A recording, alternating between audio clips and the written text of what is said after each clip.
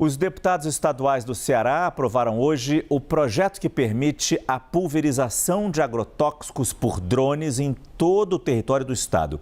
Essa pulverização aérea era proibida desde o ano de 2019.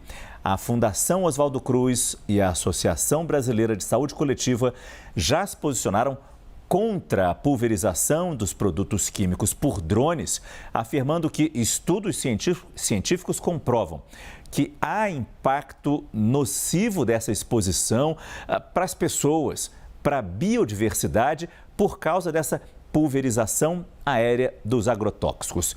A gente vai entender um pouco mais os efeitos dessa liberação feita lá no Ceará, só no Ceará, no quadro CNN Terra, com a analista de clima e meio ambiente da CNN Brasil, professor Pedro Cortes. Professor, boa noite. Só para deixar claro, como está, existe uma lei federal que proíbe essa pulverização?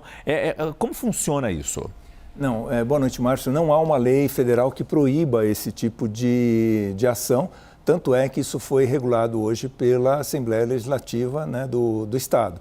O problema, por que ela estava proibida? Né? O problema é que a pulverização, que usualmente era feita por aviões, ela colocava uma quantidade muito grande de agrotóxicos no ar e esse material ele poderia ser dispersado facilmente, ou seja, não ficar restrito apenas àquela cultura a que se destinava a pulverização.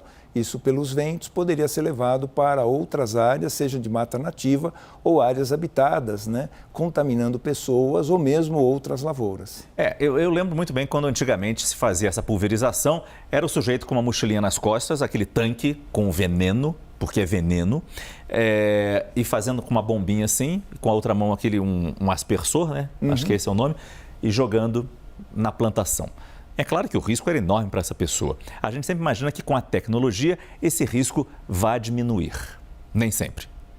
Veja, Márcio, a tecnologia que é usada inclusive nas grandes culturas, né, que são as culturas que utilizam esse tipo de pulverização aérea, que pode fazer a aplicação no local, diretamente no solo, né, como evitando essa dispersão no ar. Porque, desculpe cortá-lo, mas, quer dizer, essa é uma imagem criada, é uma ilustração Sim. apenas.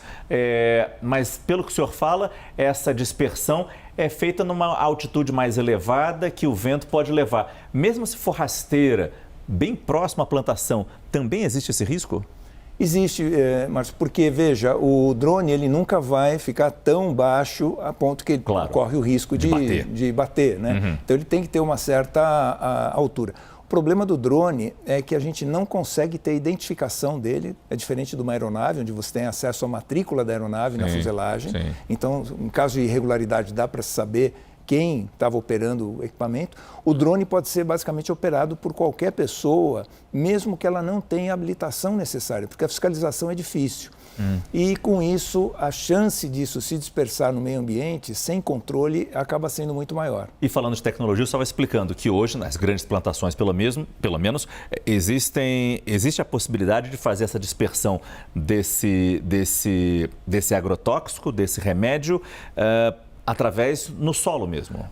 Com equipamentos controlados por GPS que já, a partir de uma análise prévia, sabem a quantidade exata que tem que aplicar em determinadas áreas. Então, aplica isso direto no solo, direto nas plantas, evitando que isso se espalhe no meio ambiente com essa facilidade que tem quando é feita a pulverização aérea. Porque o senhor deixou bem claro, e como a Fiocruz diz, existe o risco para a própria biodiversidade, ou seja, fora da plantação e para as pessoas ao redor também. Exatamente. O vento pode levar isso sem controle para áreas que não deveriam receber essa pulverização. Esse é Pedro Cortes, analista de clima e meio ambiente da CNN Brasil, sempre com a gente aqui no quadro CNN Terra. Muito obrigado, professor. Boa noite.